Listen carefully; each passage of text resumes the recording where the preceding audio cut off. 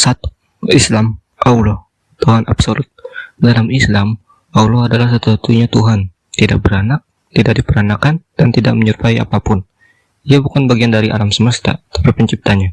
Allah bersifat absolut, maha kuasa, maha mengetahui, dan maha kekal. Tidak ada hierarki ilahi di atas atau di bawahnya.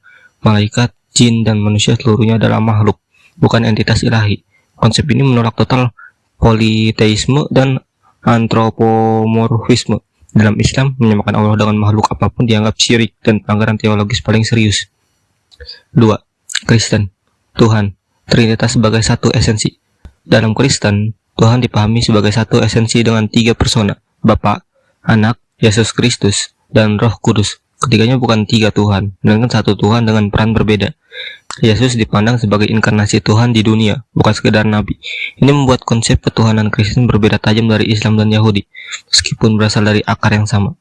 Tuhan dalam Kristen tetap absolut dan pencipta, namun bersifat personal dan relasional melalui inkarnasi. 3. Yahudi, Yahweh. Yahweh adalah Tuhan tunggal dalam Yudaisme. Ia tidak berwujud dan tidak dapat digambarkan secara fisik.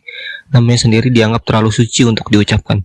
Yahweh adalah sumber hukum, moral, dan perjanjian dengan bangsa Israel. Tidak ada konsep Tuhan menjadi manusia dalam Yudaisme. Tuhan di sini bersifat transenden dan mutlak, mirip secara struktur dengan konsep Allah dalam Islam, namun berbeda dalam tradisi dan hukum keagamaannya. 4. Hindu, Brahman, realitas tertinggi.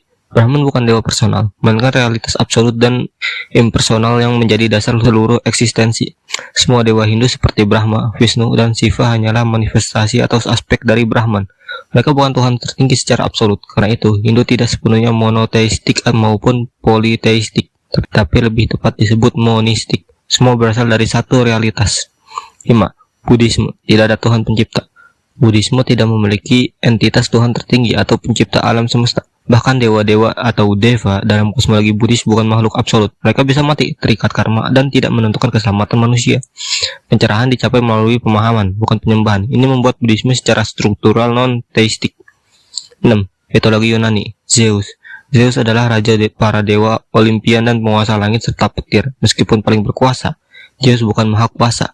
Ia bisa ditipu, dilawan, dan terikat takdir. Ia juga tidak menciptakan alam semesta. Zeus lebih tepat dipahami sebagai penguasa kosmik tertinggi, bukan Tuhan absolut dalam arti teologis. 7. Mitologi Nordik, Odin. Odin adalah Allfather, pemimpin para dewa Aesir, dewa kebijaksanaan, perang, dan sihir. Namun Odin tidak maha kuasa dan tidak abadi. Ia mengetahui bahwa dirinya akan mati saat Ragnarok. Ini menunjukkan bahwa dalam mitologi Nordik, bahkan entitas tinggi tetap tunduk pada nasib. 8. Mitologi Mesir kuno, Ra atau Amun-Ra. Ra adalah dewa matahari dan pencipta dalam banyak versi mitologi Mesir. Dianggap sumber kehidupan dan keteraturan kosmik. Namun kekuasaannya berubah tergantung periode sejarah dan sinkretisme dengan dewa lain. Ra bukan entitas mutlak. Posisinya bisa digeser atau digabung, menunjukkan fleksibilitas teologi Mesir. 9. Shinto, Jepang, Amaterasu. Amaterasu adalah dewi matahari dan kami tertinggi dalam Shinto. Ia bukan pencipta absolut alam semesta, melainkan sumber legitimasi kekaisaran Jepang. Dalam Shinto, tidak ada Tuhan tunggal absolut. Amaterasu unggul secara status, bukan secara ontologis.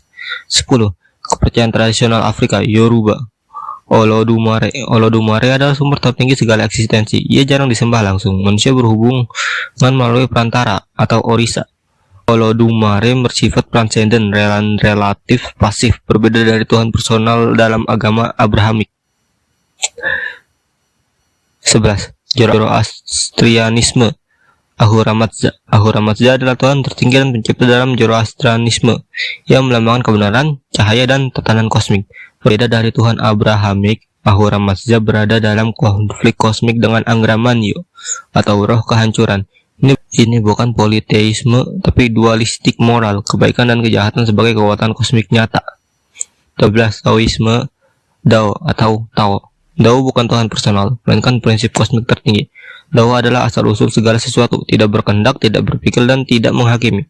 Menyebut Dao sebagai Tuhan secara ketat itu keliru, tapi ia jelas entitas tertinggi secara ontologis dalam Taoisme.